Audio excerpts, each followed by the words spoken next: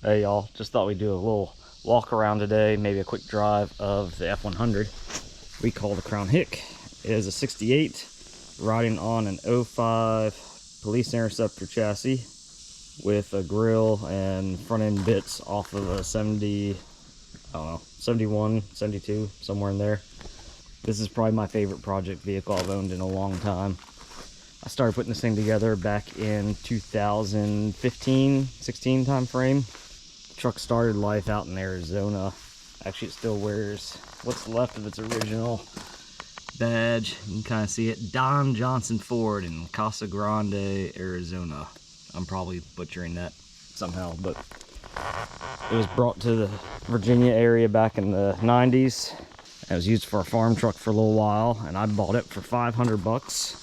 It was a pretty solid truck, and then I went and bought the ex-Anne Arundel County, Maryland cop car for $600. So after parting things out, I have well less than $1,000 in this thing. It's still nowhere near what I would consider done. But as you can see, it is all Crown Vic underneath. 155,000 mile 4.6. I reused all the electronics from the Crown Vic. I have a bunch of other videos up talking about various things like the bed process and how I tied the gauge cluster in.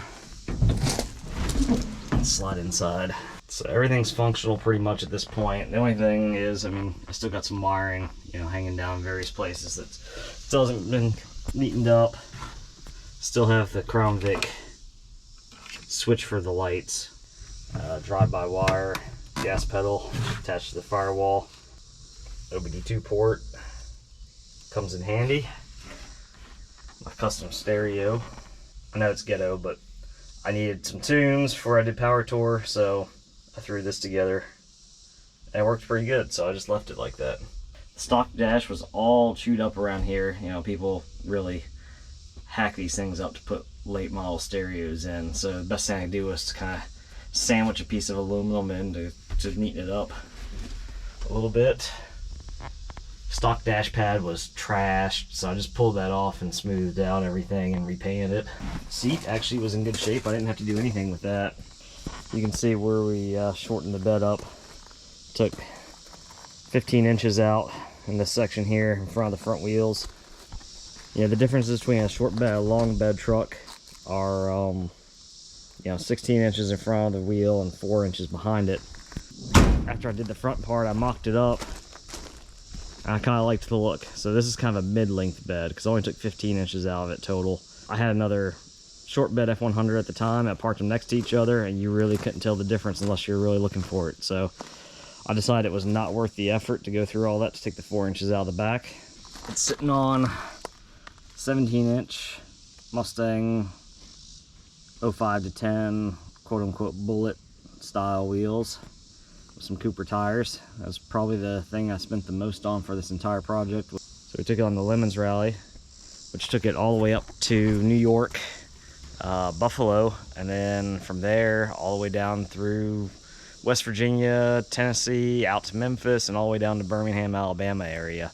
So it got 2,500 miles put on it within 2 weeks of being on the road. In 18, we did power tour with it. So it's been super reliable. It's great to drive. Obviously, the worst thing on this whole truck is the hood. And these things are hard to find, at least around here. So the hood's pretty eat up underneath. It's solid on top, but underneath it's kind of eat up. So every time you open it, you get nice little piles of rust just kind of raining down out of the hood. So that's kind of fun. People laugh at that. The way we did the bed gives us a nice hidden storage area underneath in the back, and it's got a wall in there to keep stuff from sliding forward, so that comes in handy. So yeah, it's all around just a really fun truck to drive. I wouldn't hesitate to hop in this thing and drive across country with it. Thanks for watching.